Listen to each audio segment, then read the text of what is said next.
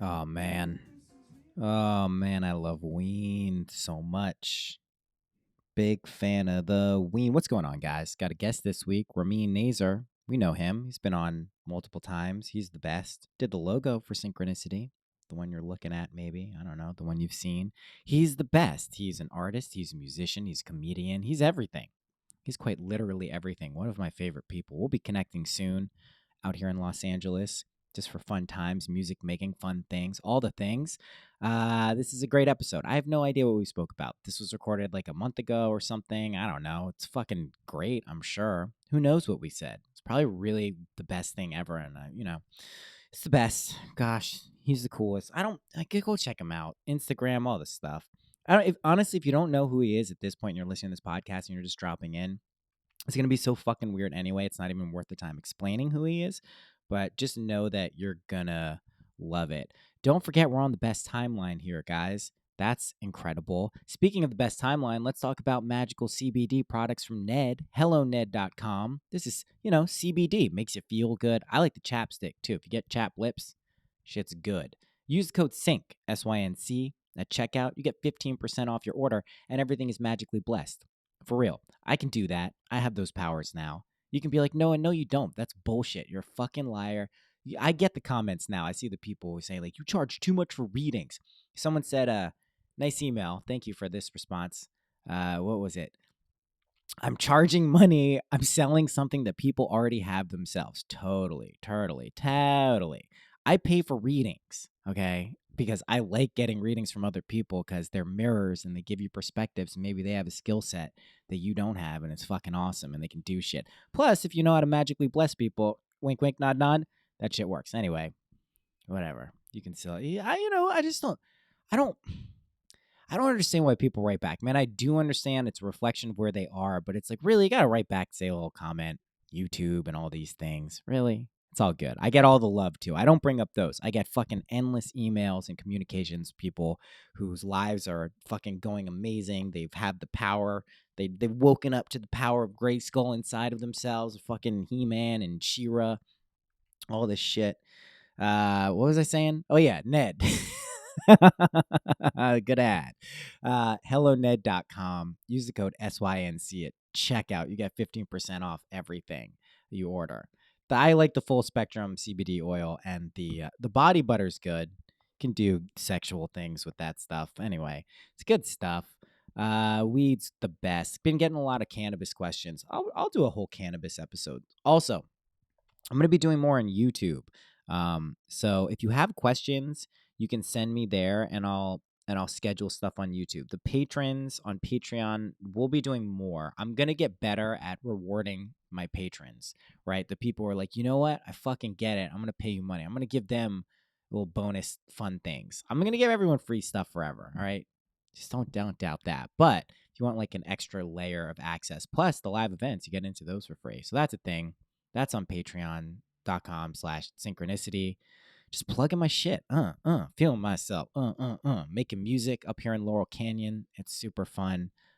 Ween. Hey, if you like that Ween acoustic version, I'm going to play it at the end of the episode. So that's there for you. You can go and listen to that. I'll probably do that because I ripped that from YouTube because I was like, this is too good to not be on my phone where I can listen to it. Life is magical. Life is amazing. I've been leveling up. I was just telling Ramin, we were texting just like an hour ago, and I was like, dude, you don't even know. It's too crazy. It's too fucking crazy. It's the best. Everything is the best. We're on the best timeline. I promise you this. I truly do. And I wouldn't promise it if I couldn't promise it. And it's just up to you when you want to wake up to it. Also, one last thing before we get to this episode. Paul Selig. Oh, man. Get the I Am Word book. I'm like 75% the way through. This shit is good. And it's really freaking me out a little bit because like all the stuff he's saying and channeling is the shit I've been saying over the past fucking 3 months. And I'm like, oh boy. Oh boy. Oh boy. Future self, Christ consciousness, having lots of fun, good times. What else? Is that it? I think we just get to the episode at this point, right? Podcast stuff, blah blah blah blah blah blah blah blah. Podcast stuff. Ramin's the best. Go check him out. His podcast, Rainbow Brain Skull, everything great. He's the best. Just support cool people is all I can say. Lots of fun stuff. All right. I think I nailed this intro yet again. Without further ado, here is Ramin Nazer.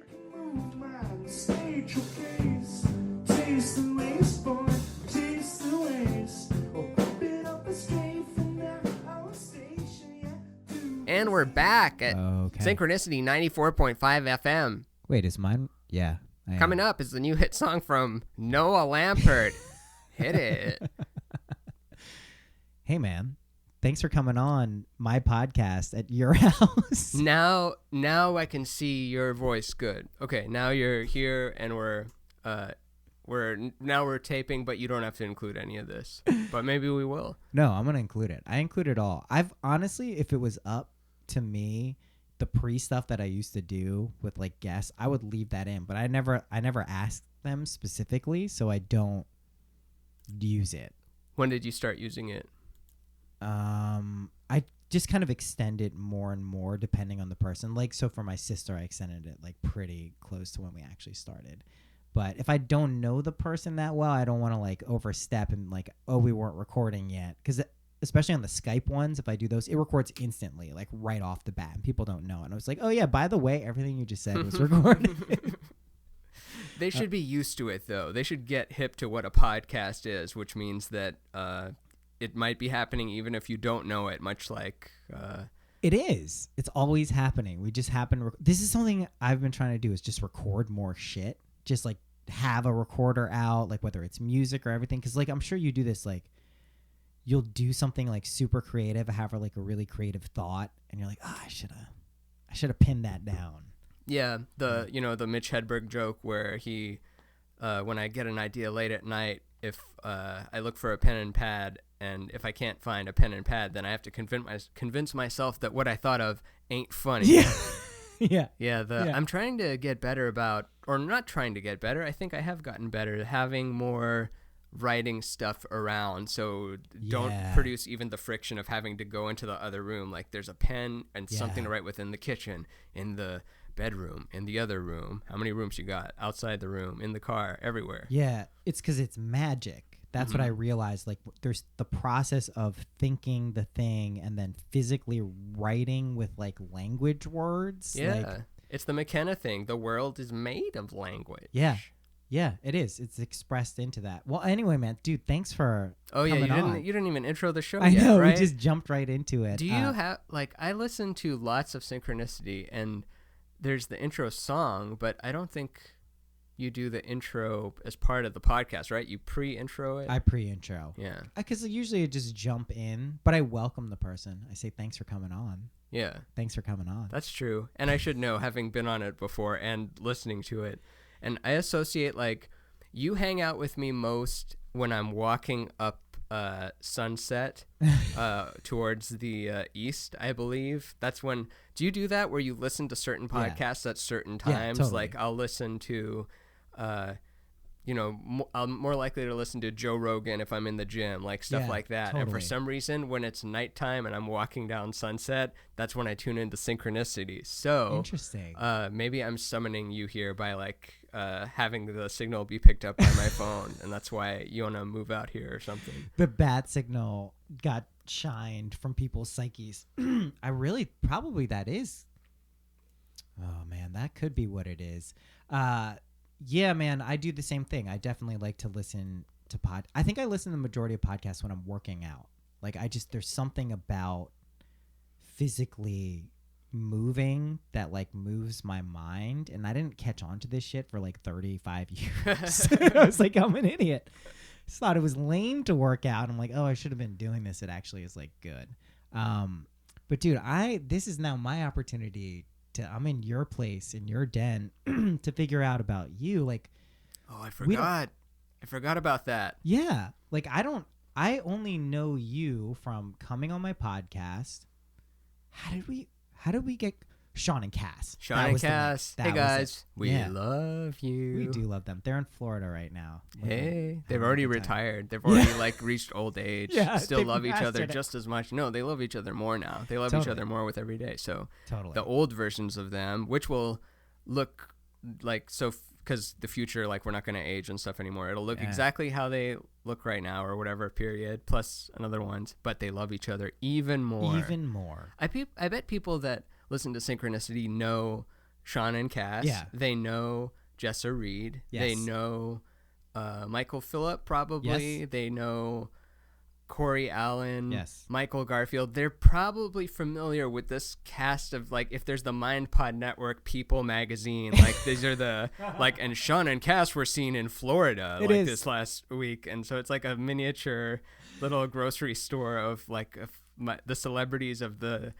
inner whatever the fuck we talk about magazine. You know what's funny is, like, I never really thought about that, but then whenever you do, like, a live event with any, like, podcaster, or, like, we just did this one in New York, like, you realize there are people who, like, are very much tuned in to kind of, like, the cast of characters who are in their ears often. It makes sense. I don't think about it because, like, don't assume that they do, but also, like, keep it open as a fun thing that I mean, I get it because, like, a lot of people, like, all of those people are my friends, and to be able to, like, they're my friends for very specific reasons and general ones, and to be able to have them in your ear, I think is a special and fun thing. I got pretty sappy real fucking quick. Yeah, why not? This is where we do it, and this is what we're all doing now. This is what the end of this decade is about. Like, people are, okay, I'm not normally vulnerable, but I just thought it was time that I shared with those of you who care, which most of you don't. Too long, don't read. But everyone's just kind of spilling their heart out, whether they're a Gen Xer or they're a kid or something. Like, everyone is having a come into Jesus moment, for lack of a better word. And I think that's how we're moving into the next whatever iteration of humanity is. So I want to talk about your linear chronological time from where we are now, which is just, like, infinitely weird and getting weirder kind of by the day. In a lot, like, I'll wake up and I'll be like, oh my God, like, this has got that much weirder already. Like, 10% is too much for a night. Sometimes I'll nap and I'll wake up and be like, what? Yeah. So when did you get started? Like, cause you're a comedian first and foremost, or was the art before, and you're a musician? I know we've spoken about the violin. So, like, what has been your trajectory as an artist? I haven't done the math, actually, because it would be one I would have to really weigh around, because as a kid, I think a lot of people are comedians, whether they do stand-up or not. There's, like, some really funny people I know that don't do stand-up, and there's some people that do really well at stand-up who are not funny. They're naturally not funny, but they can write stuff to where they can eventually get hired on things, and it's, that kind of stuff that does appeal to some people. And I know this is a very broad talking shit thing, but I know that we all know it's true, and we all have friends that I never thought about that. Or comedians will always say that they're not funnier than, like, some friend they had in high school. Like, Doug Stanhope will claim that Andy Andrus is way funnier than him, and you watch Andy Andrus and you see, like, oh, that guy really did influence Doug Stanhope. That little inside comedian baseball thing. But I did draw a lot as a kid. I played violin since I was, this tall, since I was like 5 or something. Oh wow. And but I guess the 2007 to now, I guess, would be when the stand-up chapter would have happened, but also the not doing it as much, not traveling as much with it, because your interests go where they go. And I still have it as an interest, but it's not taking my main focus. And the main focus is, I don't know what I think. I don't know what it is. I almost don't want to draw a line around it, and I don't want to say that it's, just making visual stuff, because who knows, maybe that won't be the thing tomorrow. But also been doing the visual stuff. What a long, rambly sentence. I wonder if it's of any value to people other than people that already know the universe. If this is their first episode of Synchronicity, it's like, oh, they've got artist Ramin Nazer on. Let's see what this guy does. He draws skeletons or some shit. He's rainbows. What does he do? You're totally downplaying, though, because a lot of people will get in touch with me who know you before they actually know you because of your art. So your art is, like, clearly getting like mimetic, right? Like they see the invisible self before they see the 3D me. Yeah, exactly. And that's pretty fucking cool because it means like the internal imaginal stuff is like really like alluring to them. So yeah, no, I mean, I think that's all really important stuff for figuring out what you do. And I also think it's natural not to want to get pinned down when you're a creative person. And I think that's one of the beauties of like the best parts of right now, like the 60 kind of thing, is you can be like, this is a renaissance time. Like you can be a musician, comedian, artist, whatever else you want to be. Have we clarified that? And not that you can clarify it, but 6D, is that where everyone can use everyone else's powers? If we're talking about the ascension of, because once again, I think we were talking about this before we started recording, but I love reading about the stuff and whether it's what Saturn was as a god or trying to figure out what this 3D to 4D to 5D all the way to 8D ascension is. But there's parts of it that resonate with me, and then other parts that I like try to remember, but I just don't. So maybe the point is I'm not supposed to remember the details about whatever, for lack of a better word, is ascension. I think it depends. Like sometimes like you'll hit the thing and you're like, I'm not going to learn about that. Like that's too, like the reptilians, like I know about that to a point and then I'm like, I'm good. Like I get it. And that's a narrative and that's a path and it's real, but I'm good there. So I think there's part of knowing when that happens, but then I will say there are times, and you can usually notice that the persistency of them showing up, like where you don't remember this stuff and then something will lock into place at a later time that teaches you that. This happened to me for the Zodiac.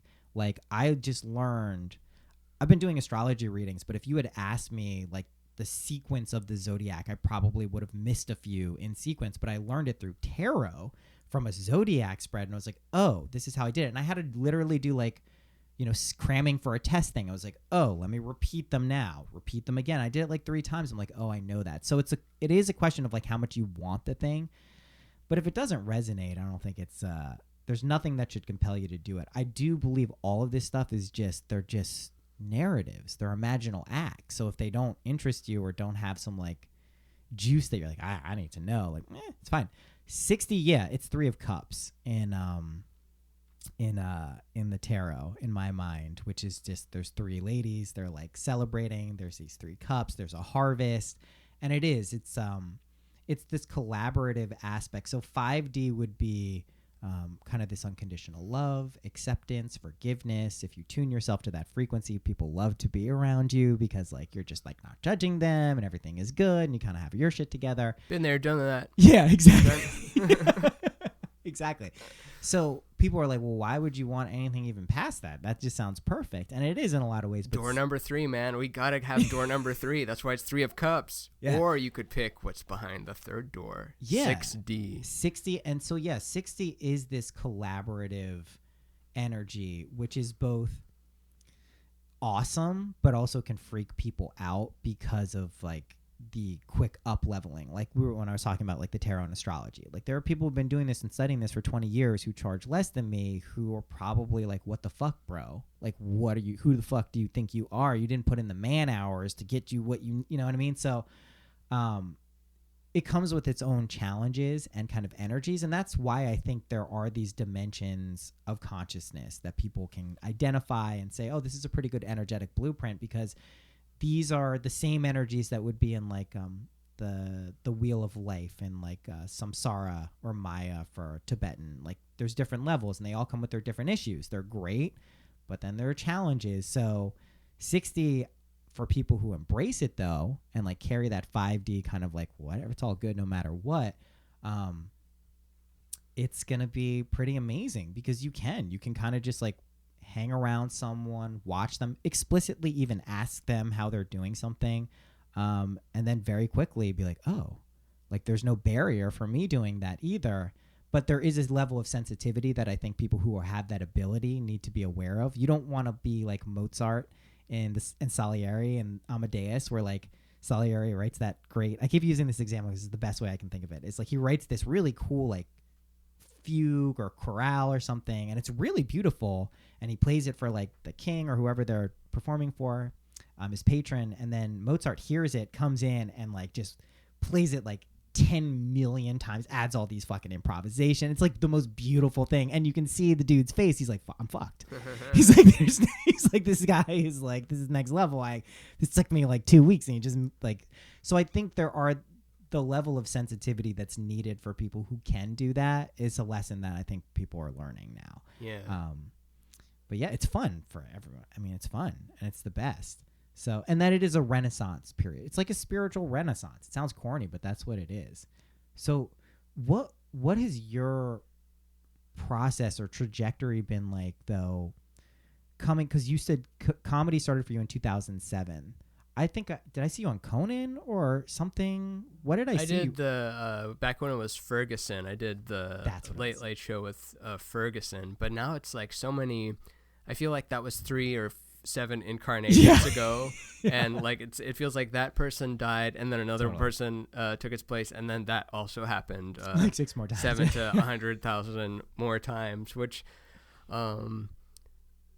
it's like that. I always have to have some kind of Prince or Terrence McKenna quote somewhere in there. Well, but there was the Prince quote where he's like, yeah, there's a lot of stuff I don't do, or whatever. There's a lot of stuff I used to do that I don't do anymore. But then again, there is some stuff that I still do. So there's that.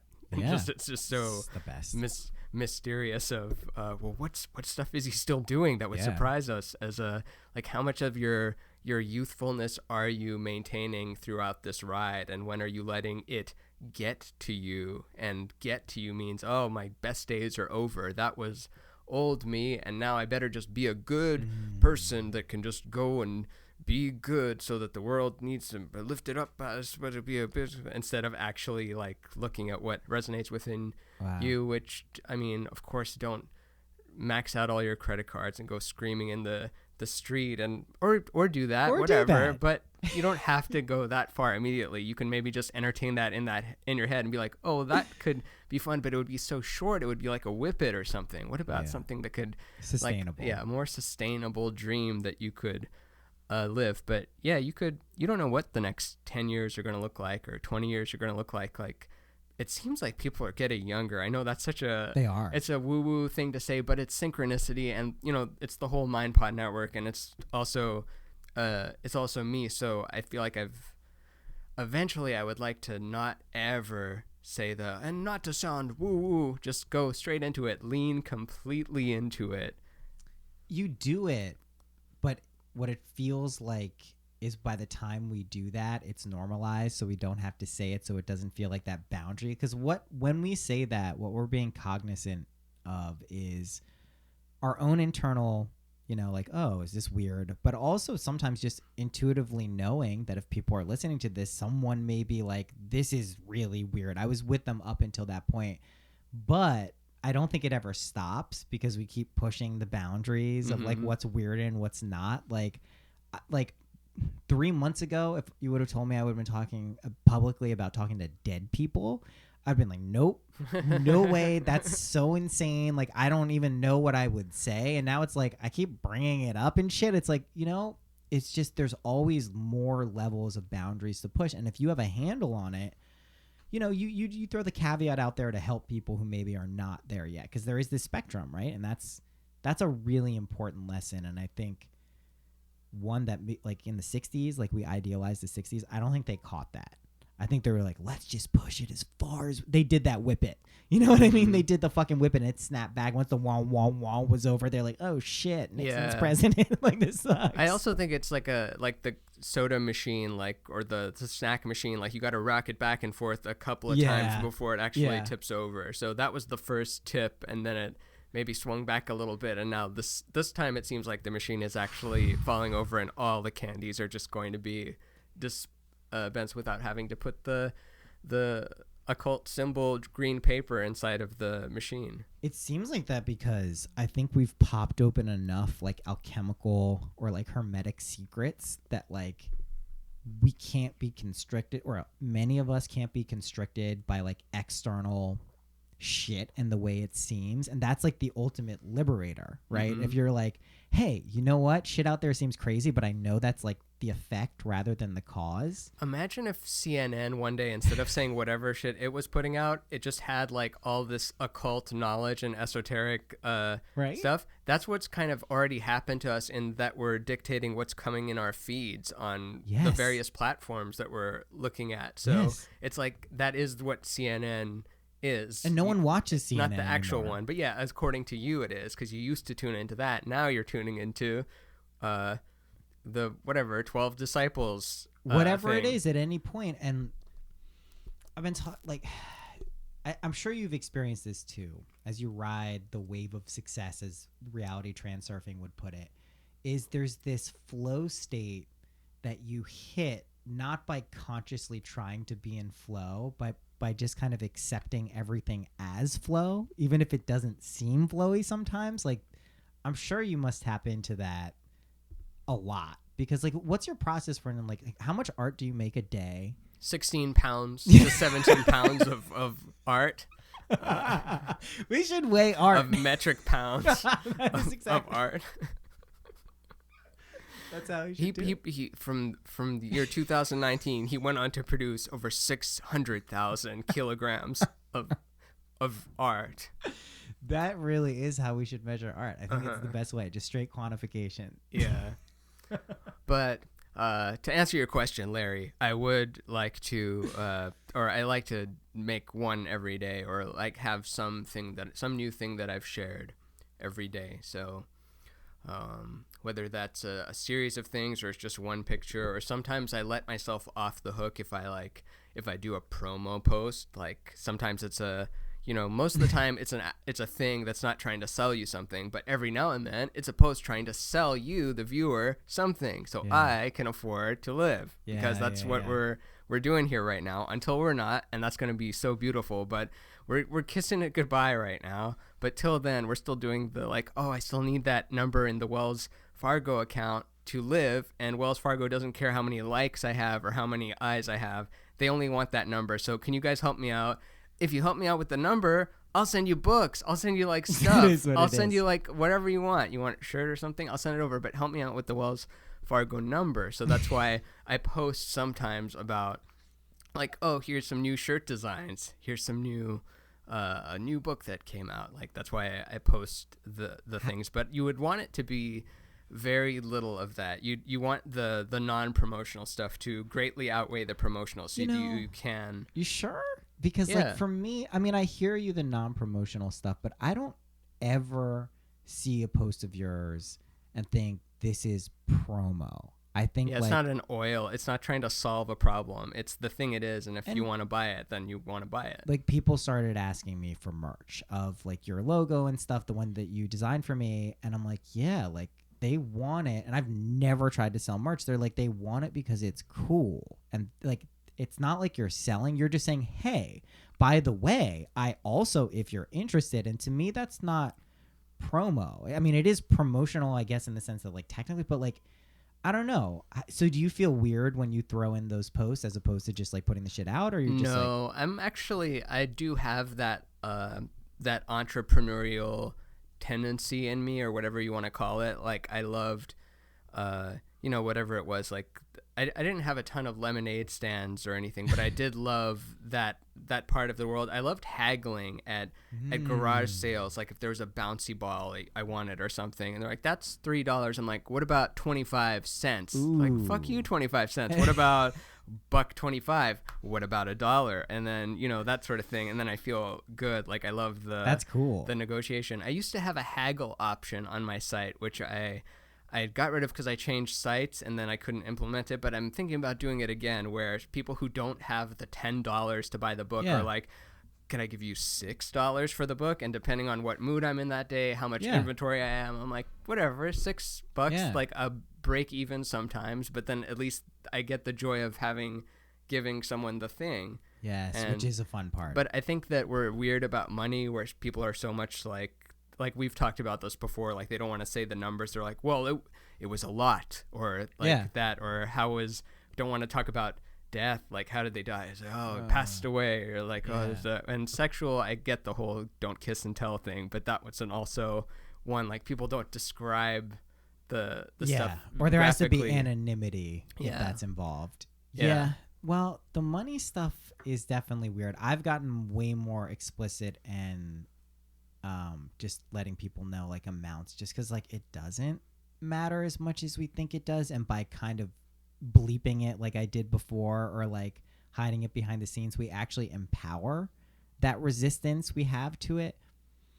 Like, it's easy to say money is just energy, but I think when it's felt as energy, like, it becomes a lot easier to accept into your life. And it's I don't know exactly how to describe it, because like my relationship with money I wouldn't describe as like particularly healthy before the past 6 months. Paradoxically, it looks like my relationship to money is now like insane. It's like, oh my God, he took out loans, but like it's like a chess move, but you understand it, and I'm giving you the benefit of the doubt because I don't know, I believe in you, Noah. But like maybe you make a move where it's like, what the fuck was that move for? And then it shows. It doesn't show until like 6 moves later. And I know that whole analogy got overplayed with Donald Trump because I don't know, like Scott Adams said that he played 4D chess or something. So now anytime someone does anything bad, it's like, no, they're playing 4D chess. And it also doesn't help that we describe 4, 5D, 6D and stuff. But hopefully people, the ultimate goal is to be able to speak however you want in as cheesy as terms and get away with the cliches because of some other je ne sais quoi that goes in. Well, that's like, I'm sure you've experienced this as a comedian and being around certain people, like sometimes mentally ill people. Yeah. Sometimes my favorite type of people.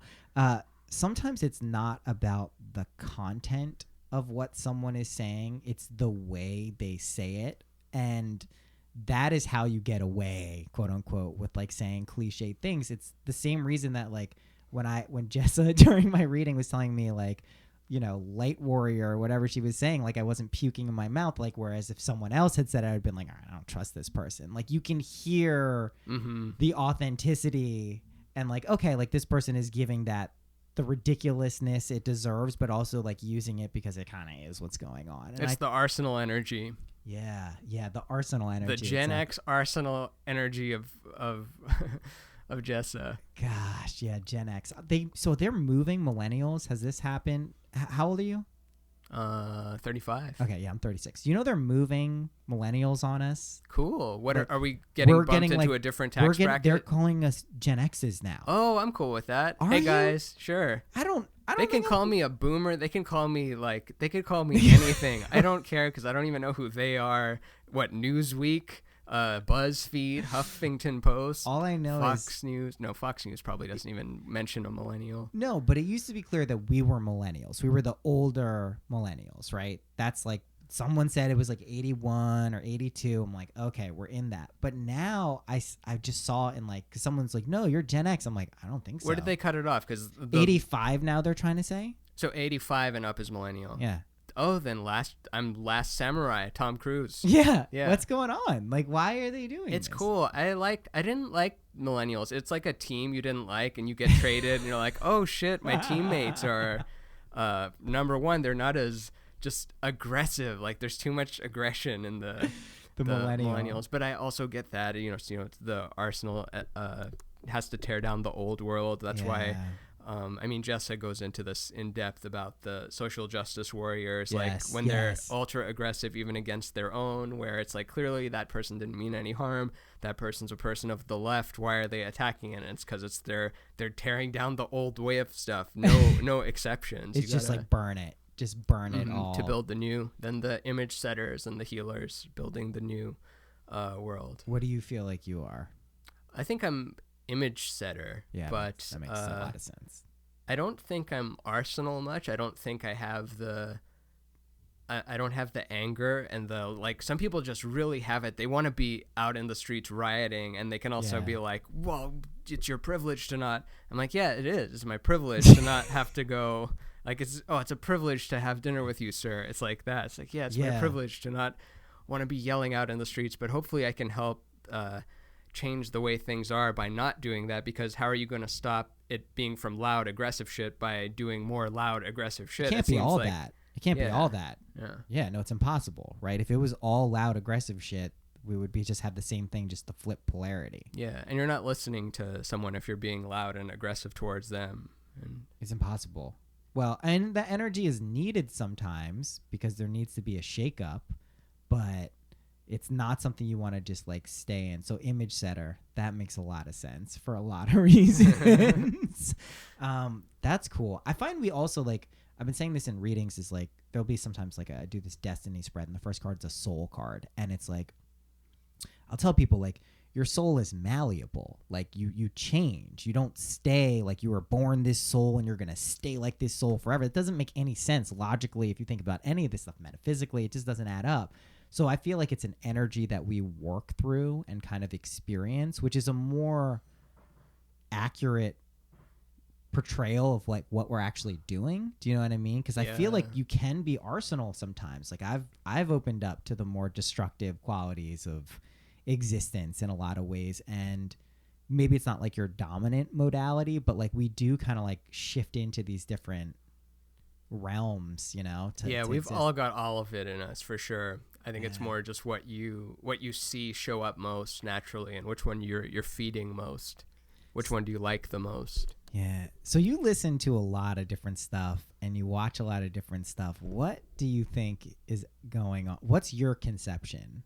What is going on with reality as we speak in the last day of November in 2019? Because something is afoot. I think it's the for lack of a better word, it's that novelty spike that McKenna would always talk about, where the first billion years the universe was around, not much happened, and then the next one like way more happened than the first, and with each smaller sliver of time as you continue to get plant life and whatever, or single-celled life to multicellular life to animal life to hominids that have the printing press to hominids, the different ages, and then the hominids that have internet, and then the hominids that don't even need to interface through internet, to where it's like we're just kind of Neuralinking, or forget the chip in your brain, whether it happens via a chip or whether it happens where we just develop these abilities without the chip. Maybe it's both. Maybe it'll forever be that struggle between like there's no such thing as the real until there is, and then it just becomes part of the mainstream scientific paradigm, like, oh shit, we didn't know there was gravity waves or whatever. There is psychic things, okay, whatever. And then that just becomes the new norm. But we're definitely like, think of the time in between records to CDs to or cassette tapes to the CD to the just streaming it to there being everybody is a SoundCloud. Everybody, like having a SoundCloud is like having a Facebook, or having a podcast is like having a Facebook. Yeah. Not exactly, but the numbers are trending towards that for sure, where it's tuning into the person. Let's forget about idols and the celebrities, and there's Larry King and David Letterman, and those are the people that can interview people. Otherwise you're a hack and you're not you're not the one. You're not Johnny Carson. And then became like, then Mark Maron could do, I'm speaking so broadly, of course, it went from being hundreds to thousands to hundreds of thousands to eventually trending up to anybody who would like to.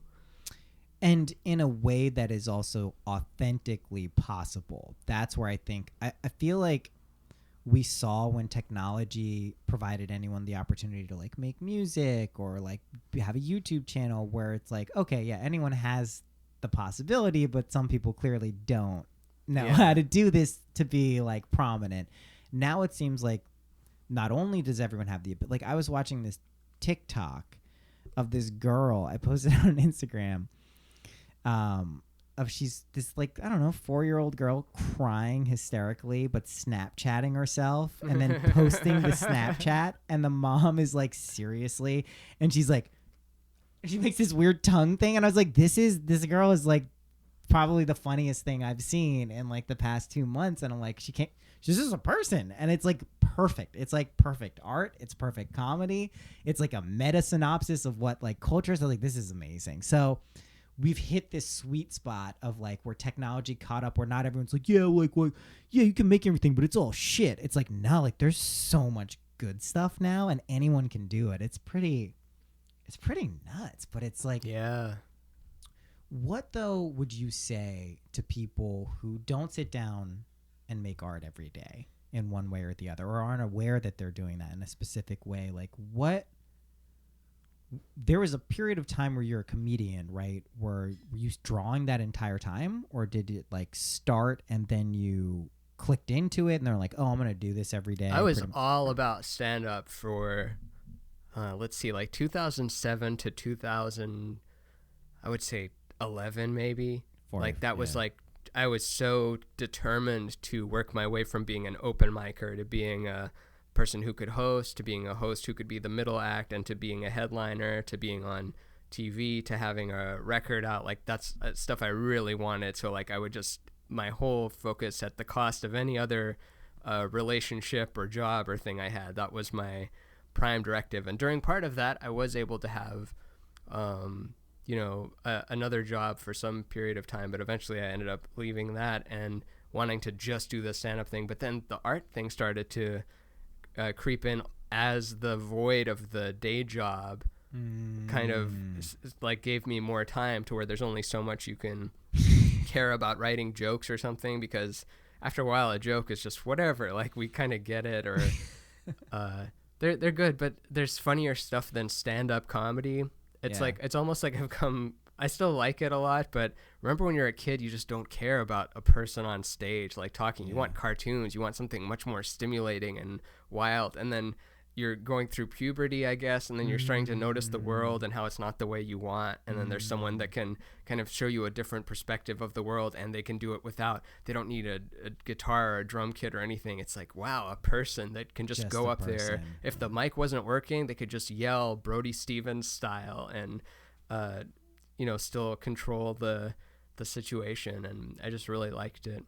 And now it's still there, but it's the hunger is not as much, which it's weird not having hunger sometimes. And you're like, should I make myself hungry? Should I make myself have more desire so I should make stuff? Or should I let myself actually rest and not try to rush this, like, the Brent Weinbach, you doing too much. Like, you don't want to be doing too much. You don't. I mean, someone comes in, you doing too much. Yeah, just be chill about it. Like that ability to appreciate the moments where you don't feel like you have to be going a million miles a minute, like in a direction of a creative pursuit. That's also a big part of, like, I think being a healthy creative person, because if we were always a mile a minute, like that's 100% not sustainable for anyone. Like, and when you look at artists who, like, you could be like, well, that's a creative tour de force.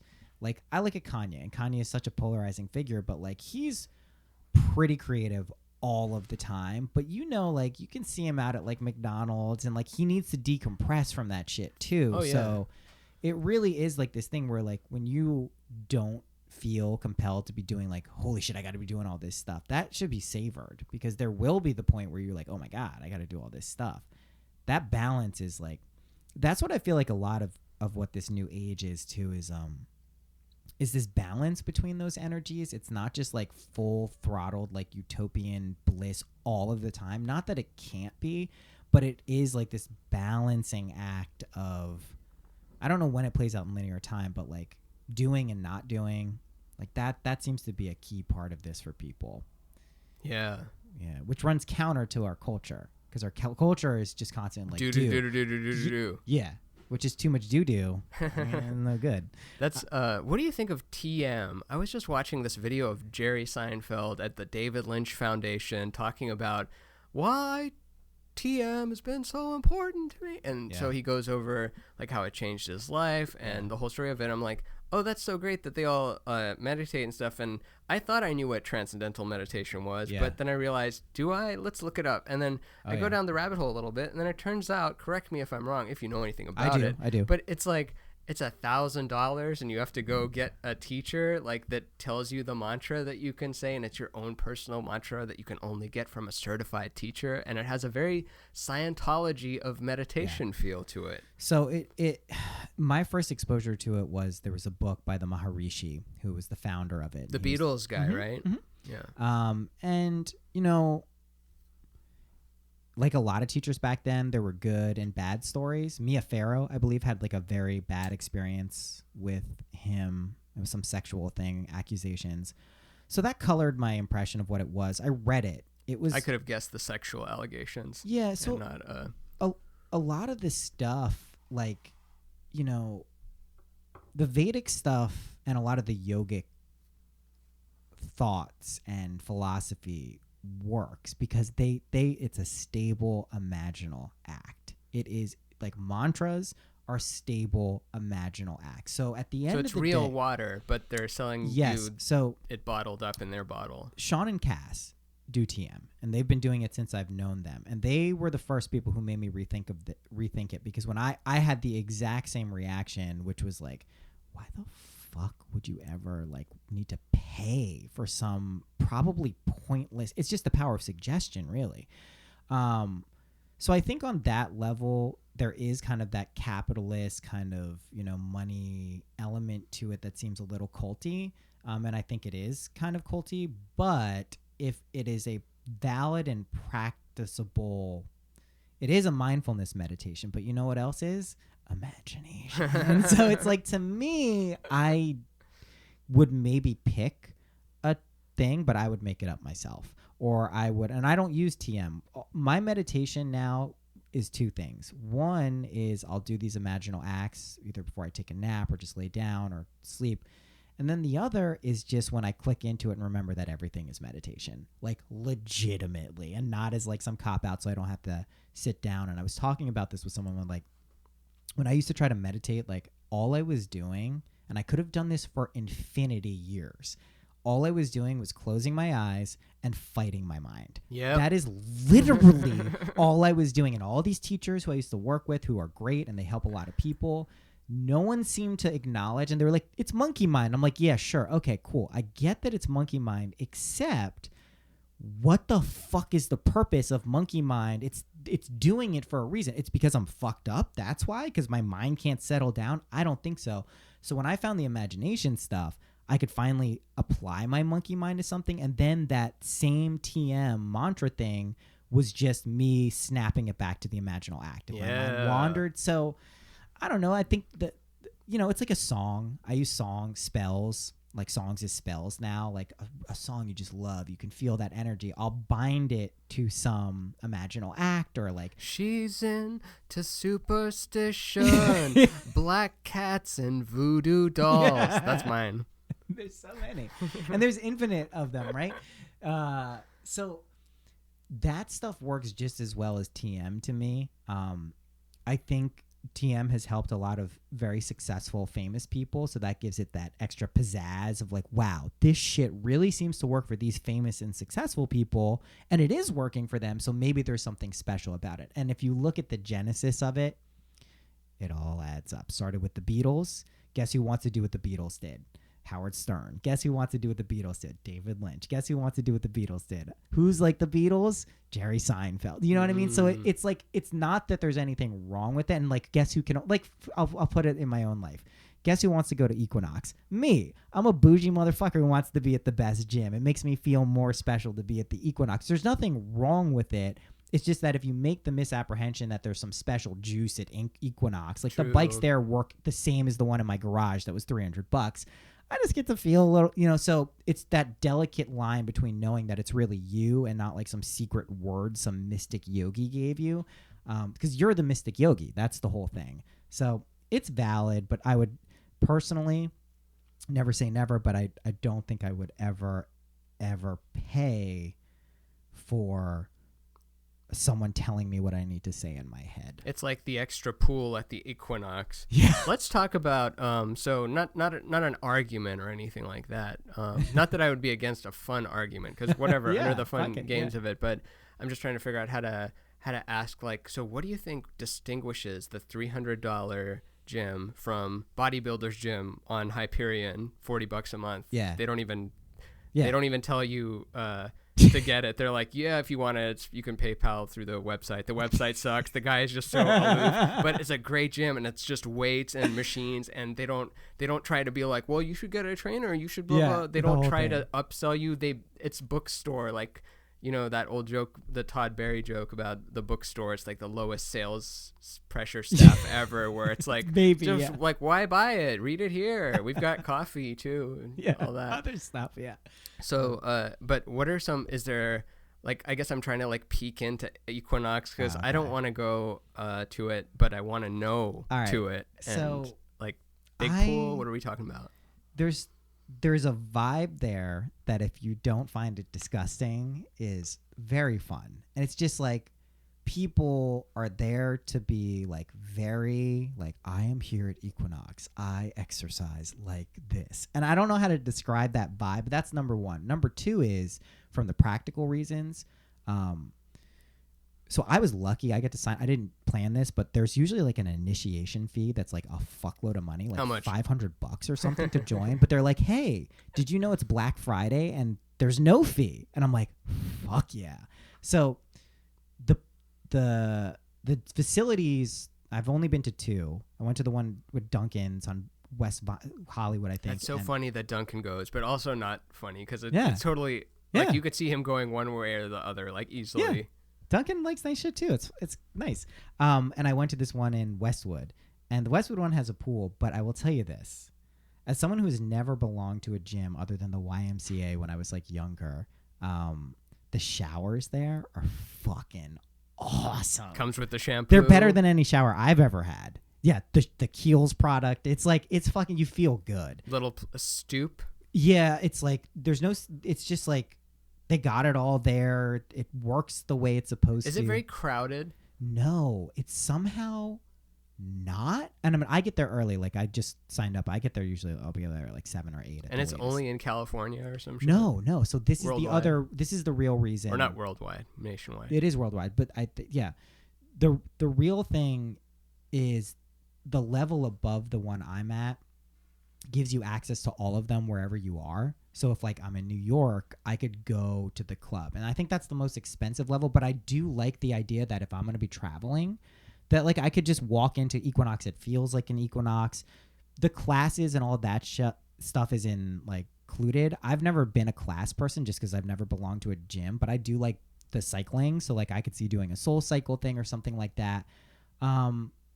It's just, I don't know, like it's the same reason that I would have thought like driving around in a Mercedes was dumb and stupid, but like since I got here, they give me the rental cars at that level, and they're like, it's, I don't know how to describe it. It's like pleasurable, and if you don't find it icky, it's like, I like this. Oh, I totally get it. I get the nice things thing. I just wanted, and that's a good way of putting it, but I want to, maybe I should just go look in one time because I've got do a guess. They'll give you a trial. I've got an iron will of the same way earlier I described I liked haggling.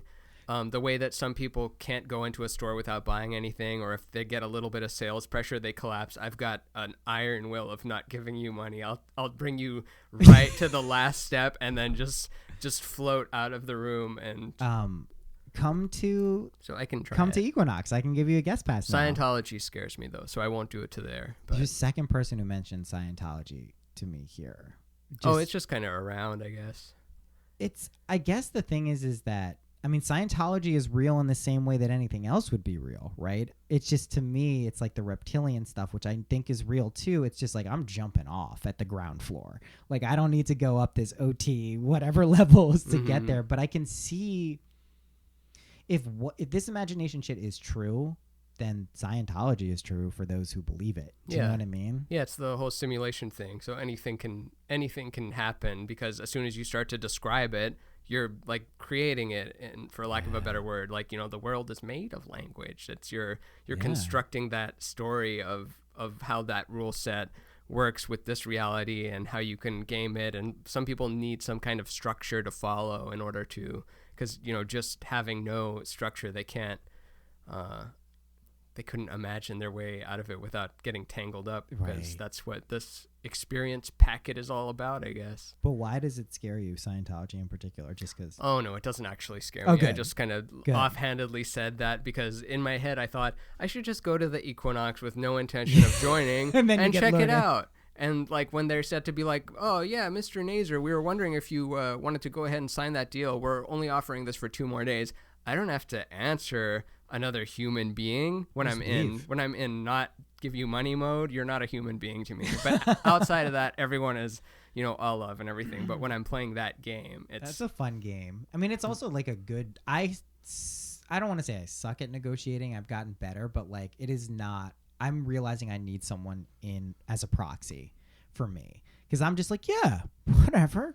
That sounds reasonable. It's like money isn't a thing. No problem. That's how much it costs. So I'm realizing I'm not that. It's a good skill, I think, in business and in life to have. It's like a boundaries thing too. But it also doesn't matter if you're giving away most of your apples, but your apple tree is like giving you lots of stuff. Then That's true. It doesn't matter if you're giving lots of it away. Or I like hearing stories of people like that. I remember, so I loved Red Hot Chili Peppers growing up. They were like my favorite band when I was little, and so I knew they were like Beatles to me, where everyone knew the Beatles stories and like various things. Like I would know various things about them, and I remember it really stuck with me that John Frusciante, the guitar player, didn't have any credit cards, and he didn't know how to drive a car, and if the pizza guy came over, he would just tip him like $10,000 or something like that. Just completely didn't care about. That's what I'm envisioning. So people, and I think he has more money than ever there, and has. So this is kind of what I've been opening up to with money. I think when spiritual, quote unquote, people, or let's just say good, like authentic people who recognize that money can be used negatively, when they start thinking about themselves having a lot of money or having access to a lot of money, they start to feel weird. And they don't think about things like that. Like imagine that like you have, I don't know, just a shit ton of money, hundreds of millions, billions, whatever. And like your friend is like, it's nothing serious, but you could see that they like want this car. And you're like, dude, like, and you could be cool about it and not be like, I'm giving this to you because I'm important. You could just be like, dude, like, I don't mind. Do you want it? And like, and if they're capable of accepting it, you could just, that's so much, the idea of that is so much fun to me. That for it to not happen almost seems improbable. Yeah. Do you know what I mean? Go the extra step so they don't even know it's you. Like take them to the mall and have a sweepstakes thing planted there, which like ultimately there is no sweepstakes thing. But then a week later, it's like, holy shit, you won the thing. That's crazy. That's a Big good wink. idea. But he'd probably be like, my friend does have $100 trillion. Maybe he did have something to do with this. What a strange man. Yeah, they'd be like, what? Why is he doing that? Why doesn't he just give me it? Yeah, money is I think that's one of the last things that is being kind of hacked, right? As Jessa would say. It's just because it is such a... It's what most people associate with security and stability. Mm-hmm. So to hack it requires upending people's stability and security, and to do that without freaking out is like not easy for most people. It's like, oh my god, it's like an exposure therapy. I seriously believe people would benefit greatly by treating it like the way silly putty is very firm at first, but the more you are like kind of touching it and moving around, it becomes more malleable. And we're so afraid to touch it, like we're holding on to it as though it's like this physical thing that will not grow if some piece of it goes away. So it's like you should be moving it around, and pieces of it should be circulating like an airport, and it should be a flow. Like we do it naturally with breath. We're not like, right, should I exhale? All right, I'll exhale a little bit because I need it. I exhale just a little bit, but instead of just like, you don't even think about it. You don't think about your breath. You don't think about your blinking. You just kind of... Your circulatory system. Heart beats completely fine. Like we have so much natural rhythm where we are the band, but we're like, oh, what should the band do? When really the band is like 0.0001% of our natural sustainingness. And that's, I think, a way to make it like autonomous, right? If money was circulating through you and within and without, if you look at anything like that, whether it's like creativity, that's like a healthy, it's like that Taurus, you know what I mean? Like the Taurus thing. That's what I picture when I think of that. And I think what a lot of people are doing are like clearing those channels. And it's like this 360-degree Taurus, and you got to clear all these different channels to get stuff to flow in. But the problem is with the breath analogy, like if you don't figure out your inhale for whatever reason, you've atrophied so much to where you have exhaled all of it and you just cannot do the inhale. Yeah, you could like lose this round of the game and not be in this incarnation anymore. But it's well, that's what happens. Yeah, that's how we are with the money. That's what happens. Yeah, I just have a feeling it seems like even in the past, in like regular 3D logical, the people who pursued their dreams and their passions like unequivocally, even if there was like rough patches, And maybe we just don't hear about the people who did that and fucking failed. But it does very much seem like the people who really went all in and risked it all, they do succeed, because that seems to be the feedback of life. Like, if you love your life so much, or the idea of your life so much, like, it loves you back. And then it starts giving you the things where it's like, whoa, I didn't know I could have that. Because it's us, right? I mean, I think that's what this whole thing is, right? It's crazy. Yeah. Yeah. So, music. When did you get, were you playing a show? What were you saying you were doing? Oh, in Palm Springs? Yeah. Oh, so my friend Drennan, he's another comedian. He does a lot of looping stuff and characters, and it's a whole big circus of stuff that he does. Not just the looping, but yeah, he's you can look up clips of him, whatever. What's I'm his trying name? to Drennan Davis, but yeah, he was doing a show at the Ace Hotel in Palm Springs. So me and let's see, Julia Rossi and Will Miles and Brooke Van Poppelen all did like 25 minutes each in front of a lounge with some kids there, and we all kind of squirmed a little. Some of us got them for a little bit, but for the most part, we all squirmed, and it was a good time, because if you're gonna squirm, it's good to be like out of town at a not very important high profile show, and kind of get some material out of the way, like, okay, good. And then I also know that one isn't as solid as I thought. So it's good to have that call back to reality. And it's so fun to talk about, like talking about doing well at a stand-up show, like for a podcast thing. That's not that interesting, but it's like, oh, it tanked. How did it tank? Where did it go? Like, was there a guy dancing in the intro music that wouldn't stop and kept like raising his fist in the air and kind of made the whole vibe crazy? And there's a door that people were going in and out of, and for some reason there was 2 4-year-olds there, so most of the the non-G rated material people were hesitant about. One joke I had, like, which I don't have a lot of diarrhea jokes or anything, but one of them has that word in it. And also then there was suitable for 4-year-olds. They love that shit. There was a mom that covered her kid's ears and like took her out of the for room. For diarrhea? Mm-hmm. Dude. Swear to my mother or swear to someone. My 3.5-year-old thinks there's nothing funnier than farting on people and diarrhea. Oh. So. Then he's got a good head on his shoulders then. Yeah, I mean that's his fucking vein.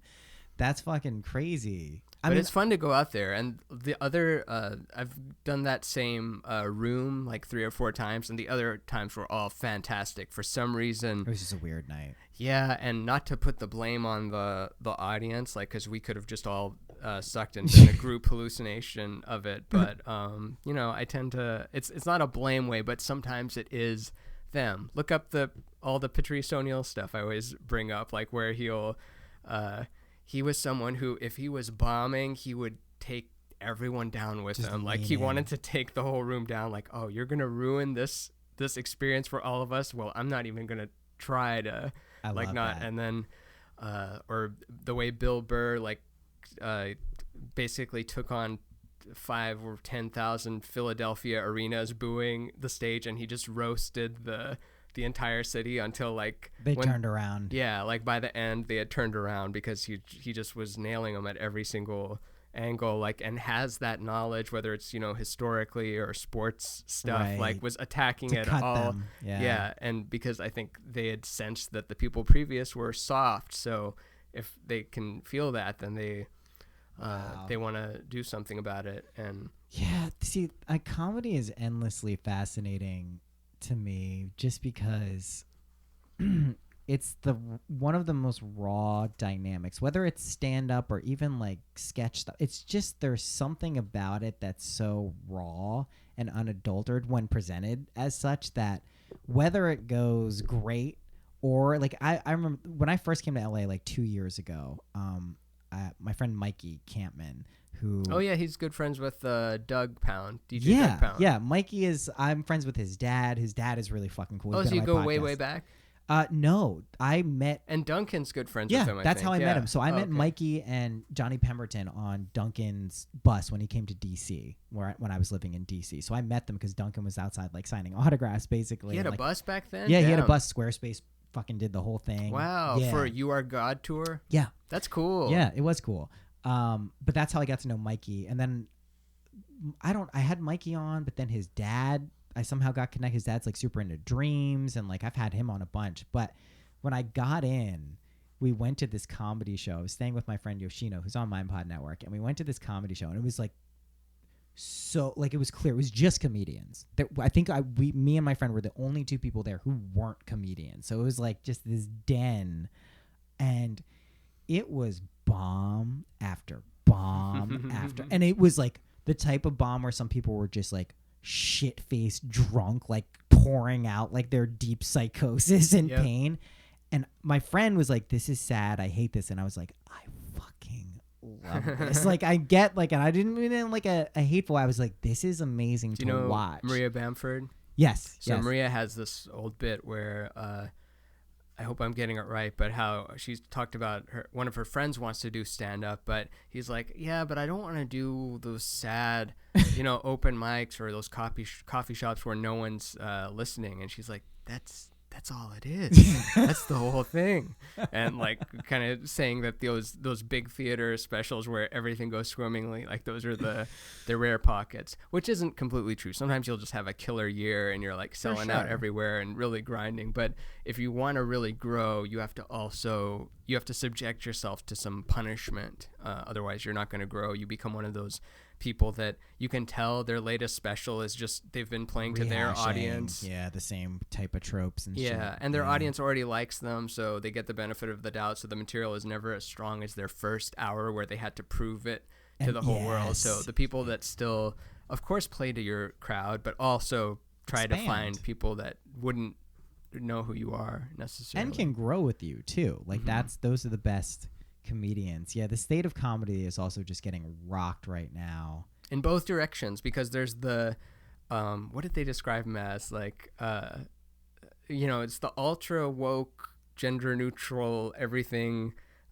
social justice warrior side on one, and then there's the other spectrum of just like, no, we're gonna tell it like it is still, and just they're not alt-right, but they sometimes get put as alt-right because people don't even look deep enough to see what it is, because they're so disgusted by that. They're like, whatever, you're all like you're the same. You're Nazis. It's kind of ending. Yeah, but it's, those people who are still not afraid to say politically incorrect things and be provocative and that kind of thing. And sometimes those people still don't have a sense of humor either, but it's right. It can go. I mean, you can take that too far and just make it not funny. But when people, I guess the point I was trying to make is that when people say like, "Oh, it's all this now comedy is this," it's like, no, it's split. It's both of them more intensely, and that's how the thing goes. It splits and gets more complex while also retaining the characteristics of its previous thing. Right, and I think that is what is emerging now, at least from the comedy that I really enjoy. It typically borders on the absurd if it's sketch based, right? Like my favorite thing that I've seen recently was Tim Robinson stuff on Netflix. It was just this brilliant. I was like, this is just amazingly funny. It's so fucking weird. They just double down on every like inappropriate situation. I was like, this is a good formula. I like this.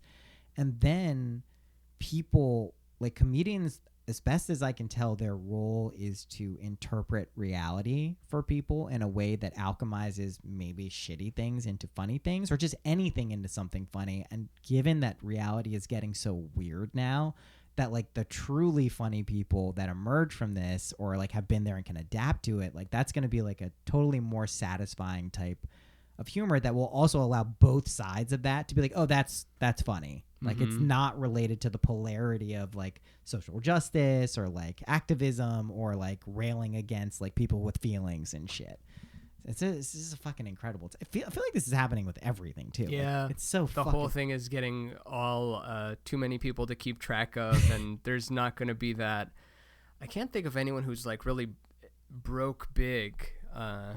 Or that's not true. There has in the last like 3 years, but it always changes. It's harder to put your pin on it because there is just more people on it. It's about their different tribes. So there'll be someone who are like, oh, I've never even heard of them, but they sell out arenas apparently, and and you can't sometimes even peg what their person is. It's like so diverse, but there's not just one person who's the I've got a diverse audience person. There's tons of people who have audiences that you can't just put as like a certain ethnicity or anything or political alignment or whatever. Yeah, I saw this with Spotify. Like, I'll look at some like artists that I'm like, wow, this song is amazing. I bet no one knows about them. And then I'll go see like 2 million people are listening to this. I'm like, how is that possible? And then you're like, oh shit. I just learned who Shawn Mendes was. What's his name? You've heard of him? Yeah. Is that the guy you were bringing up? No. Oh, do you know him? Yeah. Okay. I'm just trying to figure out why your reaction was like, oh yeah. No. Shawn Mendes, just because I found out about him, like I had heard the name, but then I found out about him like I went through like a very heavy like pop, like straight mainlining pop music. I'm like, oh my God, I forgot pop is like the best. Like there's a reason it's popular. It's I haven't even heard like, I don't know. I know he has the guitar, but I don't know his songs, but I know that he started playing guitar in like 2012 or 13 from watching YouTube videos of like John Mayer and other people, but he's surpassed John Mayer in terms of popularity right now. Yeah, by a lot. Like John Mayer, like he'll has like 5 million followers on whatever things. Oh no, it's not even close. And he has like 10 times as many, and it's like that's such a recent thing. Like how long ago was that? 7 years? Yeah, barely. John Mayer's now touring with Grateful Dead and Company. That's what I saw at Sean and Cass when I was over there last time. They're like, we're gonna watch this, and they put it on like some stream.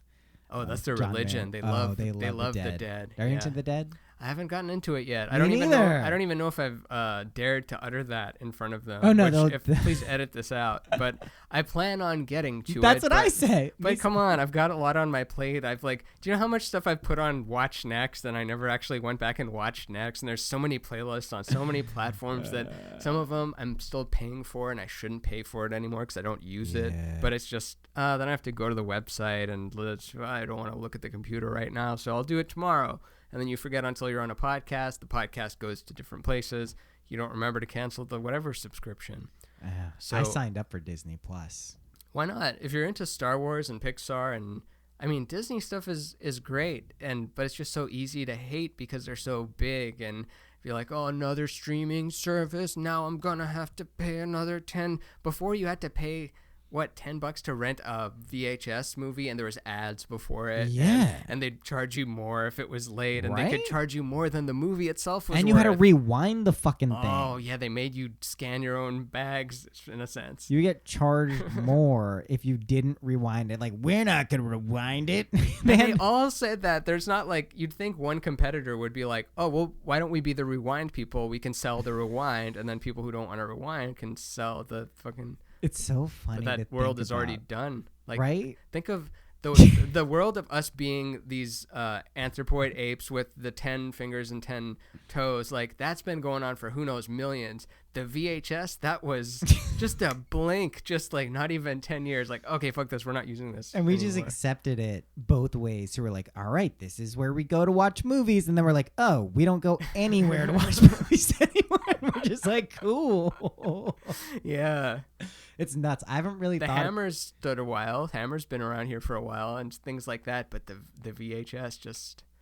Our tools versus this latest iteration of connection and media tools, like that's the thing that's on the ramp that's propelling us to... It's just like, it's weird that we do have these technological like... Because I don't think you would have found out as much stuff as you would have had it not been for that, the interconnectivity of interviewing the guests you've had on or being able to listen to things. Like, so you've gotten all these downloads.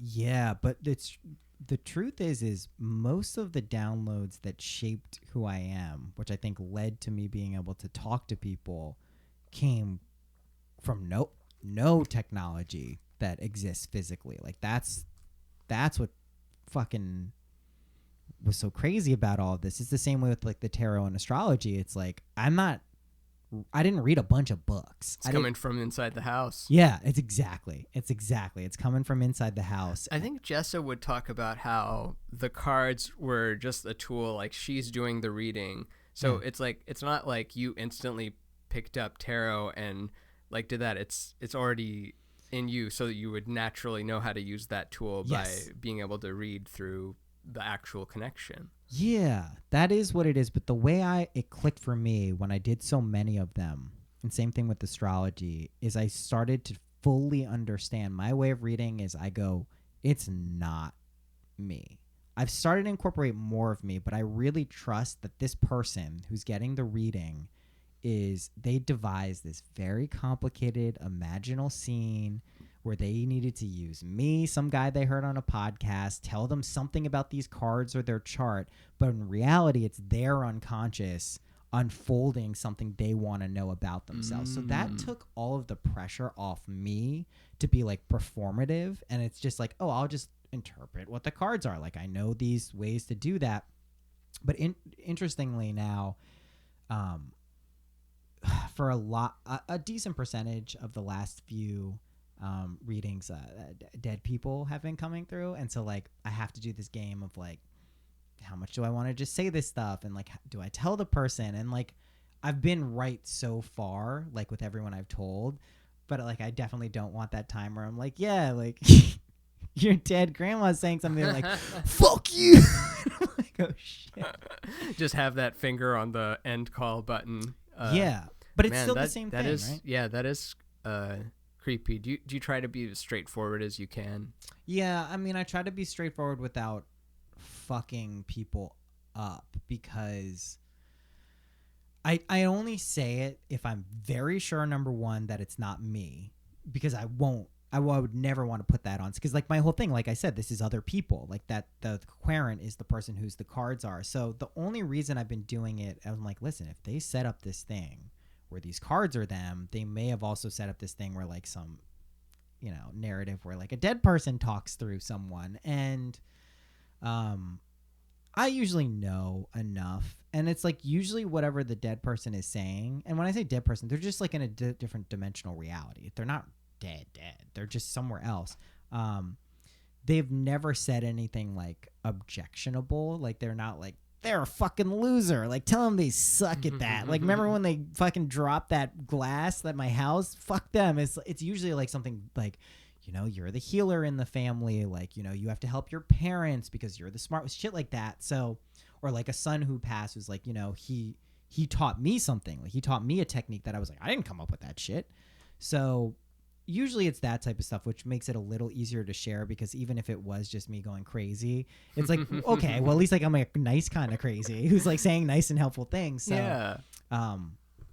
But yeah, it's one of those things, I think I don't open myself up to it very much. Mezcal though. Do you drink mezcal? Have you Never even heard of mezcal. Okay. Mezcal? It's alcohol. I'm not a big alcohol. Are you a big alcohol drinker? No. I went through a phase, but yeah, sure. never had a problem with it, and never did anything that, you know, you can't. Never did anything bad. Like normal. You had a normal relationship, and you're just like, I like other things better, probably. Yeah. So that was my relationship with most alcohol. My sister goes down to Mexico. It comes from the agave plant, and she's been doing this for like a decade, a long ass time, and she's always been trying to get me to taste it. I'm like, it tastes gross. I don't like it. It's like mystic psychic juice alcohol. It's insane, dude. It's insane. Can you get it here? I have some with me. You can get it here. My sister is like who you want to, like, if you want to get some, like, she'll tell you what to get. Like, it's not the most expensive. It's like she knows the one. Let's break that down, or for lack of a better word, as I say with everything, break down, because that's not the way you should look at everything. It's like, what are its component parts that we can destroy it and then examine? How do you explain this phenomenon? By breaking it down. Sometimes that is good, but how is it psychic? What are some of the effects that you've noticed from taking this substance? So my sister has all these like different ones, and so she'll be like, this one was made with peyote, this one was made with like snake, this one was made with like from this place. And so they take on the energies. Like there was a death mezcal, like, and there was this story about the first person who took it, he saw his dead grandfather, like started talking to him, and then when my sister had it, this song played that my grandfather wanted played at his funeral, which was Kansas, Dust in the Wind. And then she was thinking of him, and she told the guy that, and he's like, that's freaking me out. So that's the death mezcal. They each have their own unique properties, as I understand it. I'm not an expert, but what I can tell you my experience has been for a good mezcal, you don't get drunk. you don't get drunk. And it's strong as shit. It's like, 100, it's like 40, 50 proof. It's fucking strong. Tastes like alcohol, big time. Shit just starts to get real wavy, man. It's like whatever barriers there are between like this world and the liminal boundary between this world and like the imaginal realm.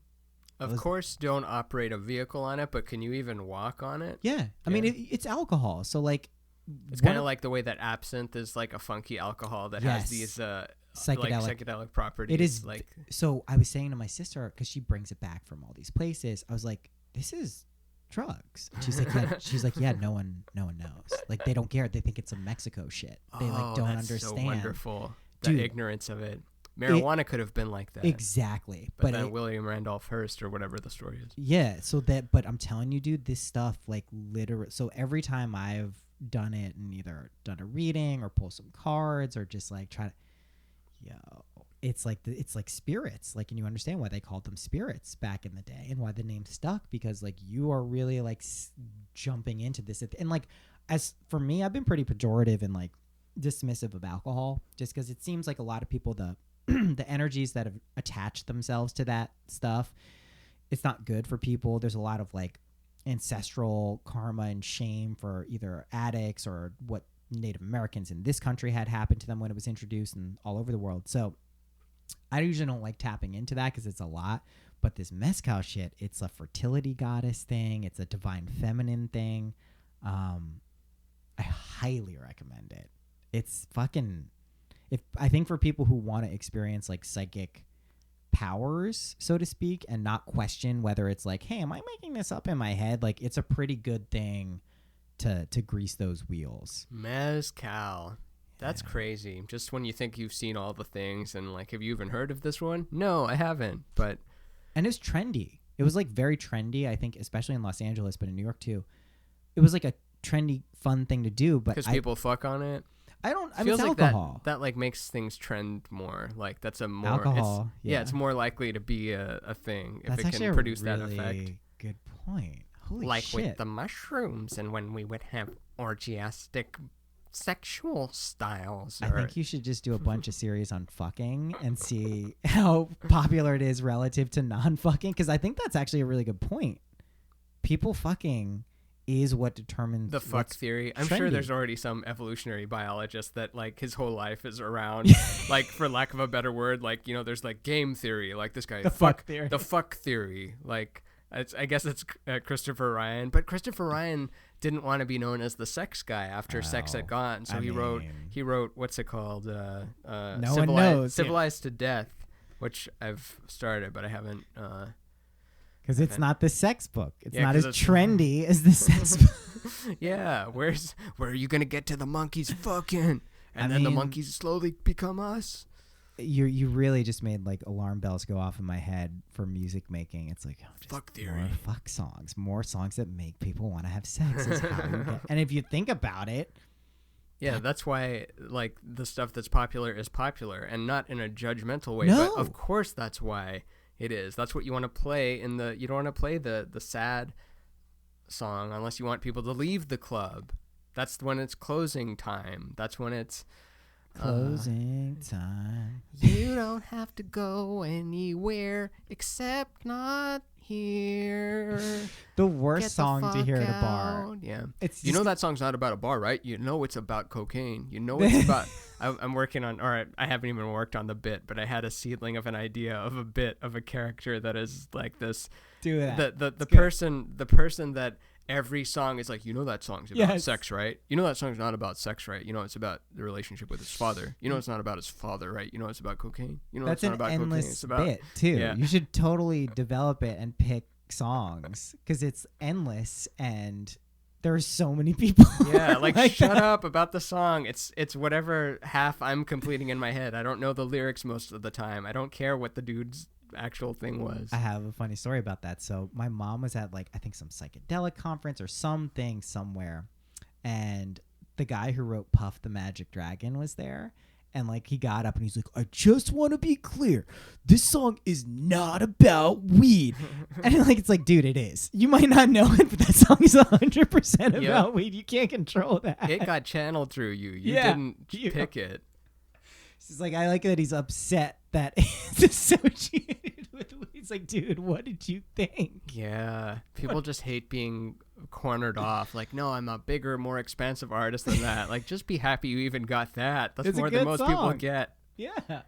Oh, man. I love it. That's funny. That was like stuff people actually listened to. They were bumping to that or whatever. Bumping? Is that? That is the funniest thing to me. If you like go and pick like a random song from like the 20s or 30s and it was like the most popular song and you play it like loud in your car, you're like, what is this age? What were they doing? Did you see that meme of the Spotify playlist of worst songs to fuck to? And it's got a picture of the eggplant with the like cigarette no cross sign on it.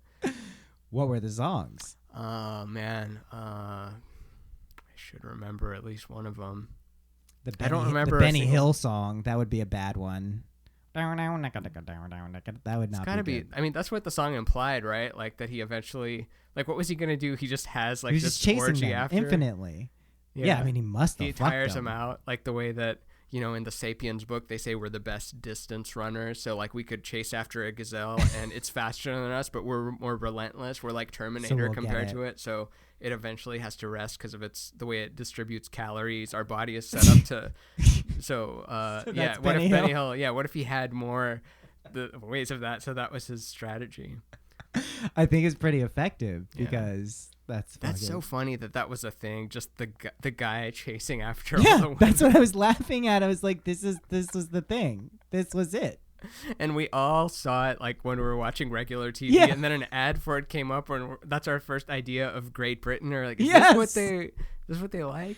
This is what it all is. It's just this dude, this older dude running after young hot women. Man, simpler times. Still there. I mean, you can watch all. Before it was like, well, I'm never going to have this VHS. Like, I cannot imagine ever spending the little money I have to have that video arrive at my house so that I could watch it when. But you saw it like in the infomercials. But now you can watch all of them, and they're not even that stimulating. Probably it's probably not as scandalous as we remember. It's probably like super tame, like they could play it on network TV. Well, it's funny just because it doesn't have the same. It does. It's like entertaining in a completely different way. It's like entertaining in the way that, like, how did they think that this was entertaining? Yeah. Like, how is this a thing that they did? I mean, Benny Hill, I haven't watched it in a long time, but I don't ever really remember being like, this is my jam. What if it is like very in depth and like that the chasing thing was just 1% of it, and it's like, no, there's dialogue parts like a Tarantino flick where it's like half of it's the violence and half of it's the banter. You got to listen to the banter of Benny Hill where he's talking about chasing bitches. It's like a whole deep philosophical comedic bent. Somehow I doubt it. Oh man, this has been great. Hill. This has been awesome, man. I think we did it. Is there anything else that you want to talk about that I didn't bring up? No, I think we know that it all comes from the imagination and that anything we else describe, we're just kind of spinning more stuff. So, hey, listener, close your eyes and actually ask yourself what you actually want. And your ears, too. Close your eyes and your ears and ask yourself what you really like. And then, all right, there, you got it. Good. Then we don't need to say anything else. Yeah. We do end with 3 questions, though. Oh, right. 7 cat and purple. 7 purple. Favorite pet, cat. 7. Favorite color, cat. Favorite number, purple. Practical tip. Practical tip? That's the question? Yeah, you need to share a practical tip that has helped you in your life that you can share with people listening. Find a way to, if you're struggling with habits and wanting to do something, whether it's exercise or create music or create art or write more material or write whatever thing you're trying to accomplish. If you're finding that you're not getting it done, find a way of keeping track of how many days in a row you do it, whether you use an app or whether you write it down on a piece of paper. I like to use an app, but I mean, it's whatever. You don't need anything, even if you do it in your head. But it's better to write it down. What app do you use? Streaks. Yeah. And it just lets you set up a goal. And it has a little psychological effect where you want the thing to be complete and see the chain where like, no, I don't want to break my 7-day streak. So if you're struggling with that, I'm a big believer in consistency is the only way you can improve. Like that's the only thing we get to control. Like it's like putting one more vote chip in the reality you want, like voting for that, yes, up, yes, more, closer. What if it doesn't happen? It will. One closer, approaching. Exactly. Like relentlessness is the way you're going to get it, which is why so many people, when they see some kind of if you're trying to communicate an imaginal thing, like in an Instagram post or something, it's going to be just a soundbite, a limited version of what you're trying to explain. So it's like, oh, but what if blah, blah, blah. It's like, yeah, of course the what if blah, blah, blah. Like, but the overall big thing, which you can control, which is the daily, everyday, that's the way you're going to do it. So, trying to mix Neville Goddard with David Goggins. It is. And that's what worked for me. That is literally... There was a period of 2 weeks where I was trying to reconcile Goddard versus Goggins. They're both God. They're both God. And so I basically saw them both put into action on one specific day where I both had to exert myself physically in a crazy way and then hitchhike the rest of the way to this train station. And without either of them, I wouldn't have got there at all, period. So... they're equally as valuable. Isn't it funny how Goddard has God as the first 3 letters, and then Goggins is like, I did the G and then the O, and then I tore my psoas muscle. Had to be in the hospital for 18 days. Now we're back to day 1, week 1, motherfucker. G. Yeah. G-O-G. It goes like that forever. G-O-G-O-G-O-G. You don't ever get to D. You don't. You never get there. Not with him. Do you listen to his podcast? He's got one now? I think I don't think he's got his own. I thought that what the book was... Oh, did he just pull that from other interviews that he had done? Possible. I don't know if he sits down in front of a microphone because... He doesn't seem like the type who probably... No, that's not something he allocates time in the day to sit down and talk, say the same old shit. Yeah, he's running up a mountain in like minus 40-degree weather in shorts and broken toes, or he's punishing himself, for lack of a better word, to gain that callousness of the mind, because with him also it comes back to the mind and how the mind can overcome anything, and we're only tapping into 40% when we think we're really done and we think we're dead. It's like you're still at 40%. You're still at 40%. That mother that can lift up the car because of the adrenaline, like that's within you, regardless of the adrenaline, because like you manifested as a physical being that has the adrenal gland, like you made the factory, like you manifested yourself as a thing that even has that in you. So like you're very, very powerful at the root. But we're trying to get out of a straitjacket. That's what's the fun of putting on a straitjacket, is to show how fast you can get out. Houdini it. That's what we've been doing. We're getting out of our straitjacket, and some people are trying to put it on, but you're getting out of the straitjacket. You're getting out. Yeah. Oh man, this is awesome, Ramin. Thank you. Thanks for having me. Yeah, thanks for having me. Oh yeah, we're in my place. Yeah, I don't just like fall down a trap door into the dumpster outside, which that would be so fun to do to my guests if there was a dumpster there. A dumpster button? Yeah. Well, good night. Thanks for coming on.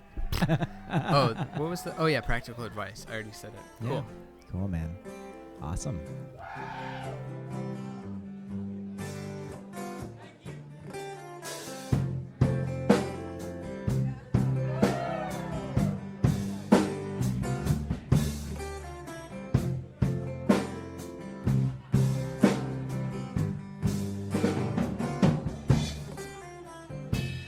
Take the secrets to far away.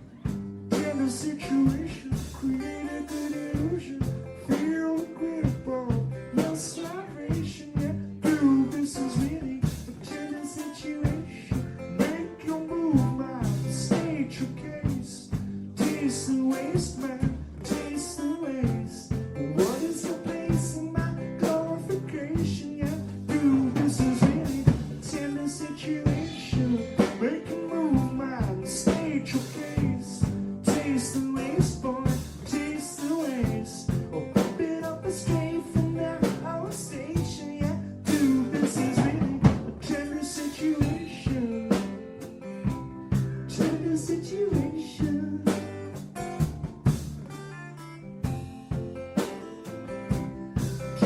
situation. Scope this in as the final break. A tiny situation, create a good illusion. Feel the grip of your salvation. This is indeed a tender situation. Make your movement, state your case. Taste the waste, man, taste the waste. But what is your place and no qualification? This is indeed a tender situation. Get off the pot, man, shake it and bake. Taste the waste, man, taste the waste. Pump it up a strength, man, station. This is indeed tender situation. Tender situation. Tender situation. Tender situation.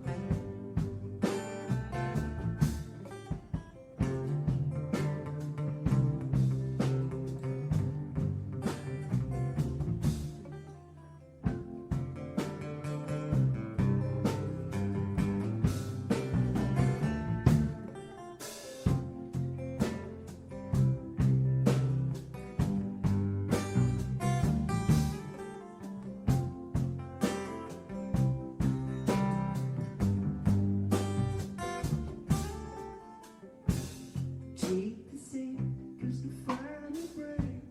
Tender situation, create a good illusion. Feel the grip about your salvation. Yeah, this is really a tender situation. Make you move, man, state your case. Taste the waste, boy, taste the waste. What is your place in that glorification? Yeah, this is really a tender situation. Make you move, man, state your case.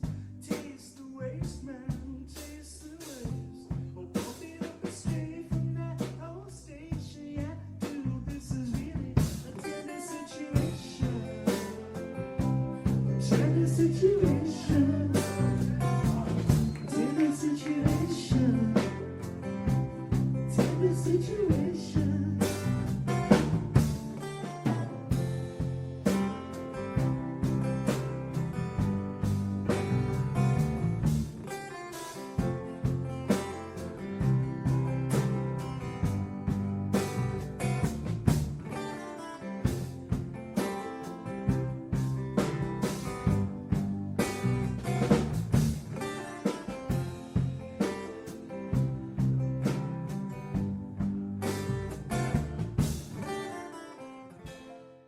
Thanks for listening to that episode. I hope you enjoyed it. I'm scratching my eye, rubbing my eye. What do you call it? You know, doing something with your eye. Can you hear that? Scratchy, scratchy. Go check out Ramin on Instagram, on his website, on his everything site, on his cool stuff, on his bleep bloop blah bleep bleep bleep bloobity blah. You get it. You know what it is. You listen this far? Did you just listen to like a fucking 2-hour podcast? You get it. I'm gonna play this. Did I play the Ween song already? I already played the Ween song. So you listen to a 2-hour podcast and a live acoustic version of "Tender Situation" by Ween, one of the greatest songs ever written. Easy chords, they're the best. Going to see Ween February 14th. Go fucking. We'll hang out and do fun stuff. All right.